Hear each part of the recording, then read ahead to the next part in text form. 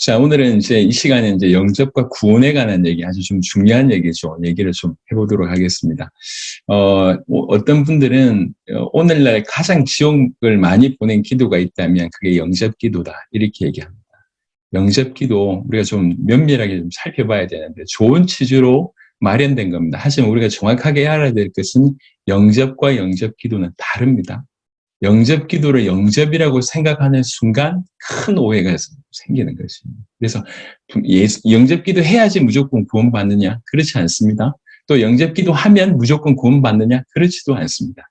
정확하게 아셔야 되겠다 싶어서 말씀을 좀 드리겠습니다. 자, 영접이라 하는 영접하다라고 하는 단어가 헬라어로 람바노라고 하는 단어입니다.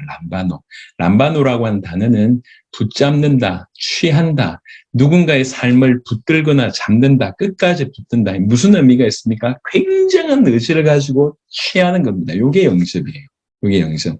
그래서 람바노가 쓰인 구절이 보면 대부분 그런 의미가 있습니다. 마가복음 10장 38절에 예수께서 이르시되 너희는 너희가 구하는 것을 알지 못하도다.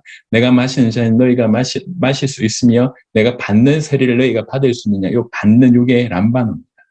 고린도전서 9장 25절에 이기기를 다투는 자마다 모든 일에 절제하나니 그들은 썩을 승리자의 관을 얻고자 하되, 이 승리자의 관을 얻고자 어떤 의미겠습니까? 간절히 원해서 그걸 취한다, 그런 의미잖아요. 이게 람바노라고 하는 단어입니다. 그 다음에 이는 선지자 이사야를 통하여 하신 말씀에 우리 연약한 것을 친히 담당하시고, 그냥 어쩔 수 없이가 아니라 정말 생명을 걸고 친히 담당하시고, 이게 람바노라고 하는 단어입니다. 그때 두 사람이 밭에 있으면 한 사람은 데려가고 한 사람은 버려둠을 당할 것이요. 람바노가 쓰인 모든 구절이 람바노가 그냥 마음문을 연다, 이게 아니라 아주 의지를 가지고 적극적으로 취하는 이런 부분들이 숨어 있습니다. 그래서 영접은 단순히 수용하거나 환대하는 것이 아닙니다. 취해서 끝까지 붙든다는 것이죠. 제가 이제 이 부분을 올 때 좀 자세하게 좀 설명을 드리는데요.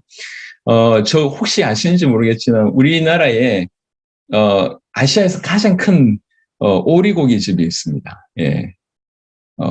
홍보는 못 하겠고요. 머시기 고깃집이 있는데, 여러분 우리 선교사님들은 이제 저희 교회를 이제 오시려고 하신 분들은 저희는 무조건 환영입니다. 예. 그냥 인사치레가 아니라 진실로 그러니까 얼마든지 방문해 주시고 시간이 있다면 그 이제 오리집에 가보면 좋겠는데, 한 달에 11조만 10억이었나요? 예. 11조만 1억이었나? 10억이었나? 그렇습니다. 엄청납니다.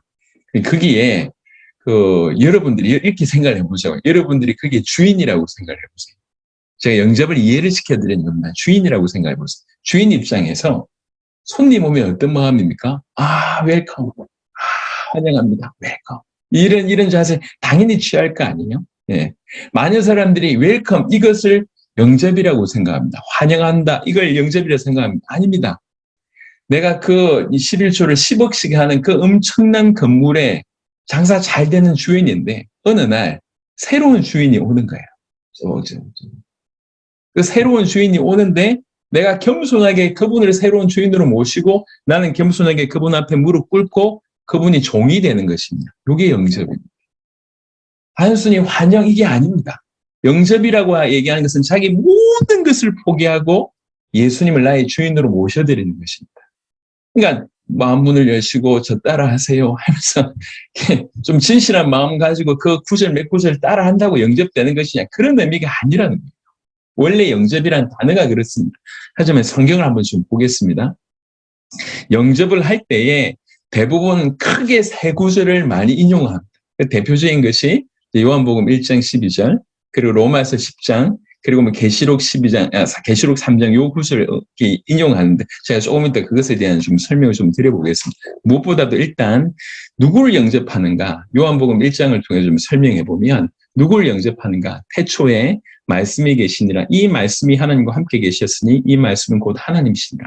말씀이 계셨는데 말씀이 하나님과 함께 계셨대요. 말씀과 하나님이 다르다는 얘기잖아요. 근데 이 말씀은 곧 하나님이시라 합니다. 삼위일체 교리를 정말 기가 막히게 풀어냈습니다. 그리고 그 안에 생명이 있었습니다. 이 생명은 사람들이 빛입니다. 말씀이며 하나님이며 생명이며 빛인 그분이 오신다는 거죠. 참빛, 그 세상에 와서 각 사람이 비추는 빛이 있으나니 바로 이분이 오십니다. 자기 땅에 오며 자기 백성이 영접지 아니하였으나 모든 만물의 주인이신 그분이 오시는, 우리는 영접을 바로 이분을 영접하는 것입니다. 자, 그리고 영접하는 자, 꼭 그 이름을 믿는 자라고 되어 있습니다. 여러분, 제가 이 두 구절을 좀 설명드리고 싶은데, 여러분 성경을 한번 좀 찾아보시면 좋겠습니다. 성경을 요한일서 5장 1절 한번 보세요. 요한일서 5장 1절. 요한복음 1장 12절과 요한일서 5장 1절은 같은 사람이 쓴 것입니다. 사도 요한이 쓴 것입니다. 요한복음 1장 12절에는 영접하는 자, 곧 그 이름을 믿는 자들에게는 하나님의 자녀가 되는 권세를 주셨으니 라고 되어 있고요. 요한일서 5장 1절에는 예수께서 그리스도이심을 믿는 자마다 하나님께로부터 난 자다라고 되어 있습니다. 하나님께로부터 난 자, 이게 하나님의 자녀라고 우리가 이해할 수 있다고 하면 앞에 조건이 똑같은 조건이라는 것이죠. 자, 영접하는 자는 어떤 자냐? 그 이름을 믿는 자라고 요한복음 1장 12절에 정의되어 있습니다. 여러분, 그 이름을 믿는다는 게 무슨 뜻이죠? 그 이름은 우리가 익히 알기로는 이름은 그 사람의 전체를 대변합니다. 그 사람의 본질을 이름이라고 얘기합니다. 그러니까 이름을 믿는다고 하는 것은 그 예수, 그분이 도대체 누군지를 믿는다고 하는 것입니다. 예수 이름을 믿는다고 하는 것은 예수라고 하는 분이 도대체 누구인지를 믿는다고 하는 뜻입니다. 예수의 본질, 예수가 어떤 존재인지를 믿는다고 하는 뜻입니다. 이 예수님은 성경을 통해서 하나님의 아들 그리스도라고 분명하게 얘기하고 있습니다. 그래서 영접하는 자는 그 이름을 믿는다는 뜻이고, 그 이름을 믿는다는 것은 그가 누구인지 믿는다는 것입니다. 그는 하나님의 아들 그리스도이십니다. 그래서 영접한다는 얘기는, 예수님을 영접한다는 얘기는 예수님이 누구신지를 정확하게 알고 믿는다는 것입니다. 예수님이 하나님의 아들 그리스도라고 하는 사실을 믿는 것, 이것이 바로 영접하는 것입니다. 그러니까 요한복음 1장 12절과 요한일서 5장 1절은 똑같은 말이에요. 똑같은 말. 여러분들이 조금 더 이제 이렇게 묵상해 보시면 더 깊은 답을 좀 얻게 될 겁니다. 그래서 영접은 그 이름을 믿는 것입니다. 요한복음 3장 18절, 그를 믿는 자는 심판을 받지 아니하는 것이요 믿지 아니하는 자는 하나님의 독생자의 이름을 믿지 아니함으로 벌써 심판을 받은 것입니다. 하나님의 독생자의 이름을 믿지 아니한다. 이 말도 우리가 조금 전에 제가 설명했던 말로 보시면 이해가 될 것입니다. 누구든지 사도행전 2장 21절에 누구든지 주의 이름을 부르는 자는 구원을 받으리라. 그냥 예수라고 하는 그 단어를 내뱉는다고 구원받는 것이냐, 그런 의미가 아니잖아요. 그런 의미가 아닙니다. 여러분, 믿지 않는 자들도 예수 이름 부릅니다. 제가 무당들만 한 3년 정도 전도했는데 무당들 중에는 그냥 이렇게 공부해서 이렇게 점치는 사람이 있고 신을 받은 사람들이 있어요. 진짜로 신 받은 사람이 있어요. 그 신 받은 사람들은 자기 신이 누구누구라고 얘기를 해요. 어떤 무당을 만나보니까 자기 강감찬 장군의 신을 받았대. 강감찬 장군부터 시작해서 여러 얘기하는데, 어떤 무당은 정말 충격적인 얘기에서 자기가 신을 받았는데 그 신의 이름이 예수랍니다. 예수 신을 받았대. 여러분 어떻게 생각하십니까? 그 받은 그 신 예수가 이 성경에 있는 예수입니까? 아니라니까요. 여러분, 우리나라에는 예수라는 이름이 별로 없습니다. 조예수, 박예수 이런 사람 별로 없어요. 하지만 전 세계에는 운동선수 중에 예수, 이렇게 요리사 예수, 가수 예수 많습니다. 예수라고 하는 단어를 부르면 구원받느냐, 그 말이 아니잖아요. 그 예수가 누구냔 말이에요. 예수 이름을 믿는다는 얘기는 그 예수가 누구인지를 믿는다는 것, 그 예수의 본질, 그 예수가 도대체 어떤 분이냐 믿는다는 것이 예수 이름을 믿는 것입니다. 사도행전 3장 16절에 그 이름을 믿음으로, 그 이름이 너희가 보고 아는 이 사람을 성하게 하였나니 예수로 말미암아 난 믿음이 너희 모든 사람 앞에서 이같이 완전하게 하였나니.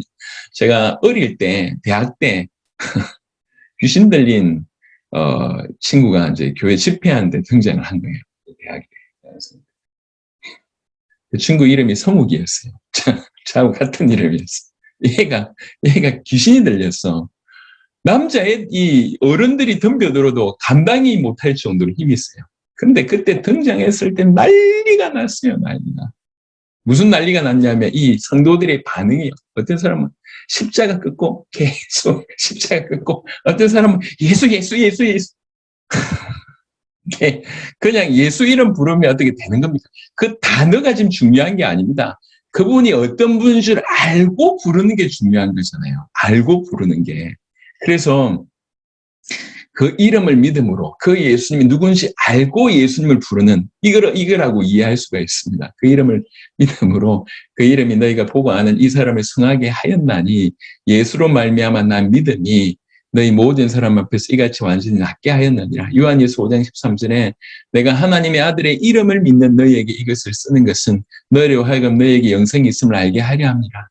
진실로 그 이름을 믿는다는 것은 그를 믿는다는 것과 같은 의미입니다. 누구냔 말이에요. 그 예수님이. 그래서 요한복음 1장 12절과 요한일서 5장 13절 다 잘 기억하시고요. 그런데 오늘날 이 부분이 이 영접이라고 하는 부분이 너무나 오해되어 있습니다. 그래서 대표적으로 영접 기도를 얘기할 때 세 가지 기도, 주로 성경의 근거를 갖다 대는데 그 중에 하나가 계시록 3장 20절입니다. 무슨 말이죠? 계시록 3장 20절에 볼지어다 내가 문 밖에 서서 두드리노니 누구든지 내 음성을 듣고 문을 열면 요 구절입니다. 내가 두들기니까 네 마음 문만 열는데 이렇게 얘기하고 있습니다. 계시록 3장 20절 인용할 때 이렇게 얘기하잖아요. 근데 계시록 3장을 잘 보세요. 이게 무슨 의미인지. 3장 15절부터 보시면 내가 네 행위를 아노니 네가 차지도 아니하고 뜨겁지도 아니하고다. 네가 차든지 뜨겁든지 하기를 원하노라. 네가 이같이 미지근하여 뜨겁지도 아니하고 차지도 아니하니 내 입에서 너를 토하여 버리리라. 네가 말하기를 나는 부자라 부요하여 부족한 것이 없다 하나 네 공고한 것과 가련한 것과 가난한 것과 눈먼 것과 벌거벗은 것을 알지 못하는도다. 내가 너를 고나노니 내게서 불로 연다는 검을 사서 부요하게 하고 흰 옷을 사서 입어 벌거벗은 수치를 보이지 않게 하고 안약을 사서 눈에 발라 보게 하라. 물론 내가 사랑하는 자를 책망하여 징계하노니 그러므로 네가 열심을 내라 회개하라. 요 말이에요. 회개해라. 열심을 내라. 그렇지 않으면 내가 너를 내버릴 것이다. 이렇게 얘기합니다. 그래 놓고 내가 문 밖에 서서 두드리느니 누구든지 내 음성을 듣고 무슨 음성입니까? 조금 전에 얘기했던 요 얘기입니다. 음성을 듣고 문을 열면 이 말은 무슨 말입니까? 열심을 내고 회개하라 그 말이에요. 문을 열면 내가 그에게로 비로소 이 말을 듣고 정말로 깨닫고 차든지 뜨겁든지 하라는 얘기는 뜨거우시라는 얘기지 않습니까? 그렇게 하면 내가 그에게로 그 말씀 순종한 걸 보면 내가 그에게로 들어가 그와 더불어 먹고 그는 나와 더불어 먹으리라. 이렇게 되어 있는 것입니다. 이 전체 문장이 이런 의미예요. 이런 의미인데 그것만 딱 떼고 내 음성도 또 문 열면 이렇게 해서 지금 이 시간 마음을 여세요. 이렇게 활용하고 있지 않습니까? 이거는 성경이 원래 의도하는 바와 전혀 다른 얘기입니다. 자, 두 번째는요. 로마서 10장 9절 10절 뭐 이렇게 따라 하십시오. 이렇게 얘기할 때 인용하는 얘기지 않습니까? 9절에 네가 만일 네 입으로 예수를 주로 시인하며 또 하나님께서 그를 죽은 자 가운데서 살리신 것을 네 마음에 믿으면 구원을 받으리라라고 되어 있습니다. 하지만 이 구절도 굉장히 다른 차원입니다. 일단은 무슨 차원이냐면 하나는요. 이 시대 이 배경이 어떤 배경이냐면 로마 배경이에요. 로마 서지 않습니까? 로마서. 그 시대는 예수님을 그리스도로 고백하면 또 로마 배경 하에서 이제 기독교인들이 그렇게 많이 핍박받은 이유는 딴 게 아니라 예수님을 주라고 불을 불렀다는 거죠. 예수님을 로마 황제가 유일하게 준대 그거 인정하지 않는다라고 하는 것 때문에 이제 공식적으로 핍박을 가했습니다. 예수님을 그리스도라고 믿고 예수님을 주라고 믿는다고 하는 것은 그들에게서 어떻게 보면 목숨을 담보한 사건입니다. 그런 배경 하에서도 네가 만일 네 입으로 주를 고백한다고 하면이라고 하는 얘기입니다. 그 배경 자체가 그렇고요. 또 그 배경보다는 8절에 보시면 그러면 무엇을 말하느냐? 말씀이 너에게 가까워 네 입에 있으며 네 마음에 있다 하였으니 이 상태입니다. 진실로 하나님의 말씀을 받아서 그 말씀이 우리 입에 있고 우리 마음에 있고 우리가 전파하는 그 믿음의 말씀이 정말 네 가슴을 치고 네 마음에 있다고 하면 그래서 네가 만일 네 입으로 진실로 그런 상태 가운데 예수님을 주라고 시인한다면 또 하나님께서 그를 죽은 자 가운데서 살리신 것을 네 마음에 믿음에 그 말은 무슨 말입니까? 그 십자가 지시고 부활하신 그 예수님 그분이 그리스도고 하나님의 아들이라고 네 마음에 믿으면 그러면 너는 구원을 받으리라 라고 얘기하는 것입니다. 사람이 마음으로 믿어 의에 이르고 입으로 시인하여 구원에 이르느니라 라고 하는 얘기입니다. 그런데 이걸 싹 빼버리고 그냥 따라하면 구원받는다라는 식으로 영접 기도를 얘기하고 있습니다. 좋은 의도인지 모르겠지만 썼던 모든 성경 구절은 그 의미와 전혀 다른 의미입니다. 로마서 10장 13절, 17절 연이어서 보면 누구든지 주의 이름을 부르는 자는 구원을 받으리라 라고 얘기해놓고요. 설명하기를 그런즉 그들이 믿지 아니한 이를 어찌 부르리요? 부른다는 얘기는 진실로 믿어야지 부르는 거 아니냐. 근데 듣지도 못한 이를 어찌 믿으리요? 올바로 듣지 못하는데 참된 믿음이 있겠냐? 전파하는 자가 없이 어찌 들으리요? 보내심을 받지 아니하였으면 어찌 전파하리요? 그래서 기록된 바 아름답도다 좋은 소식을 전하는 자들의 발이 함과 같으니라. 그러나 그들이 다 복음을 순종하지 아니하였도다. 이렇게 열심히 복음 전했지만 순종하지 아니하였도다. 이사야에게 이르되 주여 우리가 전한 것을 누가 믿었나이까 하였으니 그러므로 믿음은 들음에서 나며 들음은 그리스도의 말씀으로 말미암느니라. 반드시 그 믿음은 들어야 되고 그리스도의 말씀으로 말미암아 그런 일이 벌어진다고 이렇게 풍성하게 설명합니다. 그래놓고 믿는 자는 주의 이름을 부르게 돼 있다고 얘기하고 있습니다. 이게 배경이에요. 근데 이거 전혀 상관없이 그냥 예수 이름을 따라 부르면 들어와 달라고만 얘기한다고 하면 구원받느냐? 천만의 말씀입니다. 그래서 여러분들이 지금까지 혹시 전도 현장에서 전도를 많이 해보신 분들은 아시겠지만 수많은 사람들 영접기도 시켰는데 영접기도 한 사람들 중에 교회 오는 퍼센테이지가 거의 없어요.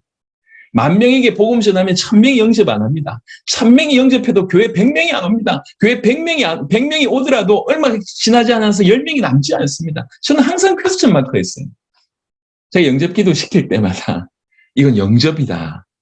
네가 진실로 영접하면 네가 하나님 자녀 된다. 그럼 영원히 네가 교회로 못 와도 괜찮다. 그래도 네 이름 생명책에 기록됐다. 제가 엄청 죄송합니다. 사기 많이 쳤거든요. 저도 그렇게 배워가지고. 근데 하면 할수록 뭔가 퀘스천 마크가 생기는 거예요. 영접 기도를 하고 나서 그 다음 뭐가 왜 이렇게 안 되지? 영접 기도와 영접은 분명히 다릅니다. 요한복음 1장 12절 제가 조금 전에 설명을 했습니다. 영접하는 자, 곧 그 이름을 믿는 자들, 이 자가 어떤 자들인지를 설명했습니다. 하나님의 자녀가 되는 권세를 주셨습니다.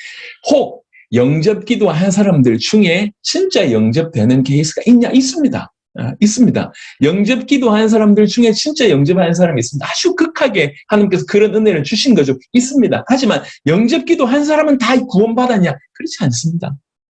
분명히 아세요. 그렇지 않습니다. 영접 기도한 거하고 영접은 다릅니다. 영접 기도하는 중에 영접이 되는 케이스가 분명히 있지만 그럼에도 불구하고 영접 기도와 영접은 다릅니다. 우리는 영접을 해야 돼요. 다른 말로 믿어야 됩니다. 올바로 믿는 것이 구원받는 유일한 길입니다.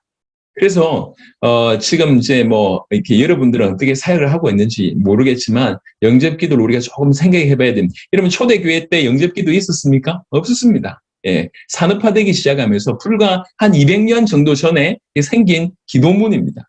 이 기도해야지 영접하냐? 그렇지 않습니다. 예, 하지만 효과적으로 복음을 전했다, 복음을 받았다라고 하는 증거로 보일 수는 있지만 영접 기도했다고 영접됐다고 생각하면 큰일 납니다. 그 다음에 많은 사역들이 어그러질 수가 있습니다. 그래서 영접 기도를 시키는 것보다 더 중요한 것은 올바로 믿게 하는 것입니다. 올바로 예수님을 영접할 수 있도록 예수가 어떤 분인지 정확하게 소개해서 예수님이 하나님의 아들 그리스도이심을 정확하게 믿을 수 있도록 우리는 도와야 되겠습니다.